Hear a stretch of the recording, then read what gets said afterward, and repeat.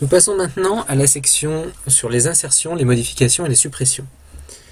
Et nous voulons répondre à la requête suivante, c'est-à-dire exprimer la requête qui souhaite mettre dans une même table les données d'un client et celles de ses achats. On va donc créer la table et la peupler comme on a vu en cours.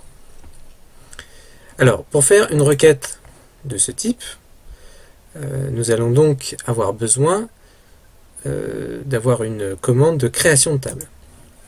C'est-à-dire qu'on va avoir une commande du type create table avec après le nom de la table. On peut l'appeler customer photo.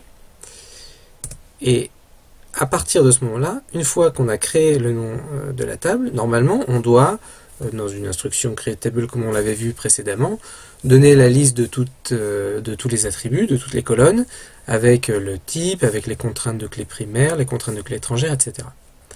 Sauf que là, cette table-là, nous, on veut la créer comme regroupant le résultat d'une requête, en fait, puisque toutes nos données, on les a déjà dans d'autres tables.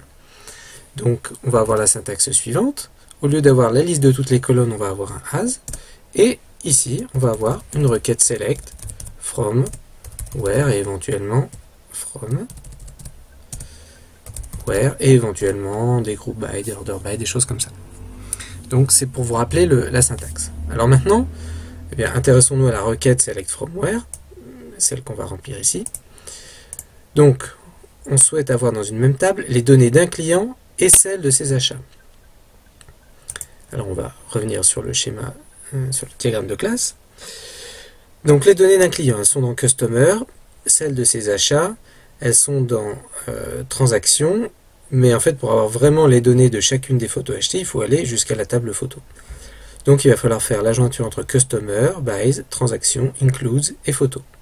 Cette jointure là, dans ce schéma-là, elle est assez classique. Il va falloir faire Customer.idname égale Buys.idname, puis Buys.idname, puis Buys.idn égale transaction.idn, puis transaction.idn égale includes.idn, puis includes.catalogn égale photo.catalogn.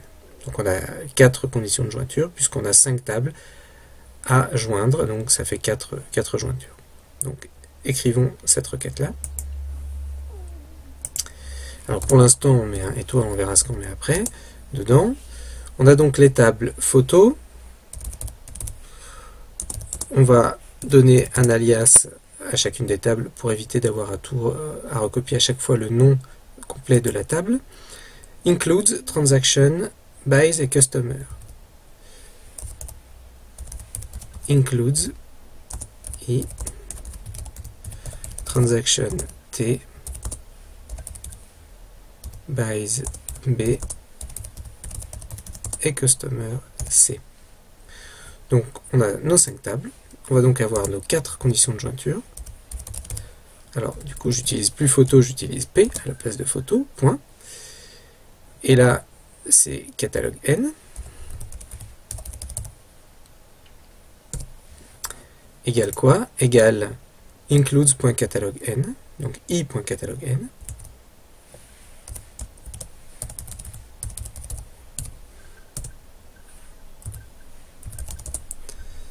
And i.idn égale t.idn,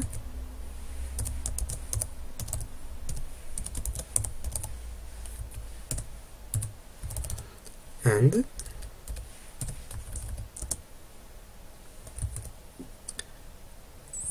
t.idn égale b.idn,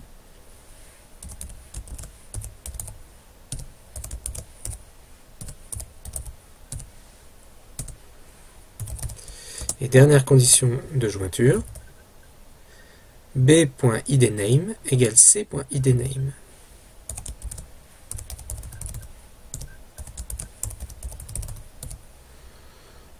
Voilà pour la grande jointure. Alors, on va maintenant se déterminer sur le select, quels sont les attributs que l'on souhaite stocker dans notre table Customer Photo. Si on revient ici, on veut avoir dans une même table les données d'un client et celles de ses achats. Donc on pourrait résumer les données du client avec par exemple son nom et son pays, et les données des achats avec le numéro de la photo, le nom du fichier et le prix de la photo, par exemple. Du coup, on aurait à la place de étoile l'affichage de tous les attributs, l'affichage du nom du client, du pays du client, et puis après pour chacune des photos, le numéro de photo, le nom du fichier image et le prix.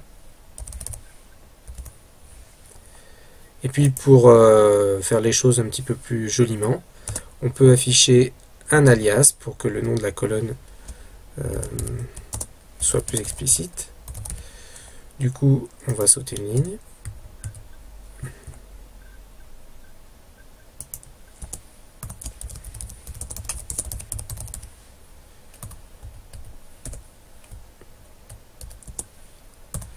On a donc le numéro de la photo.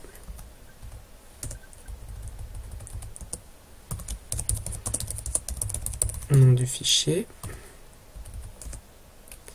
Et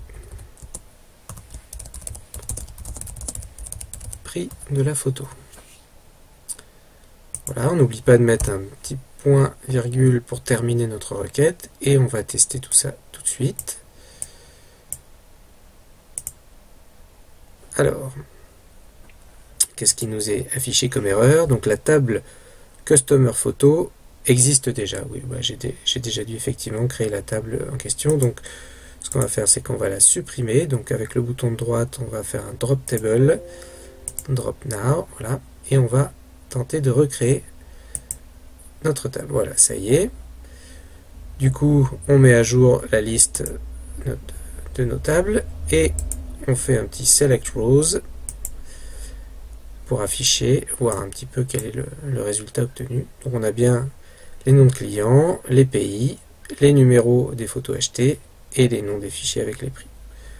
Voilà pour cette première requête de création de table avec comme résultat le résultat d'une requête.